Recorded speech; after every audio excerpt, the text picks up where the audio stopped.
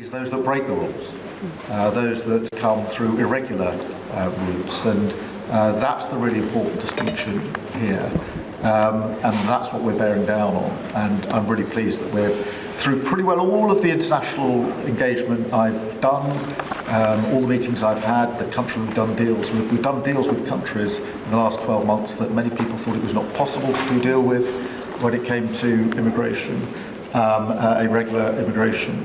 And we return thousands of people who've got no right to be here. And that, I think, is, for the British people, we're a reasonable, tolerant country where people are coming lawfully to contribute to our communities, to our country. Then, of course, they're welcome, they've made a great contribution. But what people will not tolerate is those that are breaking the rules. And that is an issue of today, but it's a very British thing. We are people who respect rules. We don't approve of those that break rules.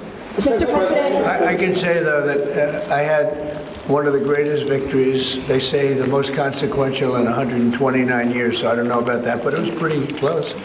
And we won all of the swing states, which never happens. We won the popular vote by millions of votes. We won, tremendous electoral college sweep. And I believe I did it more than anything else because of my strong stand on immigration. And I don't think this country is any different in that sense. I think it's a big factor.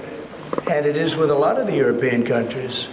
Some of the countries have, have lost their way, and they have tremendous crime because of it. I mean, you had countries with no crime that now have tremendous crime. And you know the countries, and I know the countries. And so I think it's a huge factor in any election, not just this election, but in any election. I think the one that's toughest and most competent on immigration is going to win the election. But then you add low taxes and you add the economy. He did a great thing with the economy because a lot of money is going to come in because of the deal that was made. But I think that immigration is now bigger than ever before. Mr. President, your Treasury Secretary is meeting with Chinese trade officials right now. Have you received an update? Do you expect a deal when these talks are over, especially with the August 1st deadline? No, they're meeting right now. And, we have a good relationship with China. But China's tough. And like you're tough, we're all tough, yes. But we're going to see what happens. We just concluded our deal with Japan. It was very good for everybody. We're making, great deals. We're making deals that are good for us, but we want them to be good for everybody. It's important. It's sometimes I'll do something that I shouldn't do because it's not very important for our country, but it's very meaningful for the country on the other side. And I'll let them have that point because it's very important for them. So I don't know, but we've made a lot of deals in the last couple of months. And then ultimately, as you might as well know, we're going to because we have, you have 200 countries, more, but people don't know that. You got a lot of countries.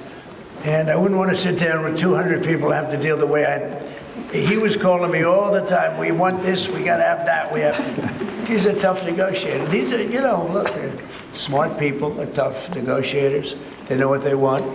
And, but we're going to be setting a tariff for essentially the rest of the world. And that's what they're going to pay if they want to do business in the United States. Because you can't sit down and make 200 deals. But we've made the big ones. We just finished Indonesia. They opened up their country. We just finished Japan. They opened up their country. Japan.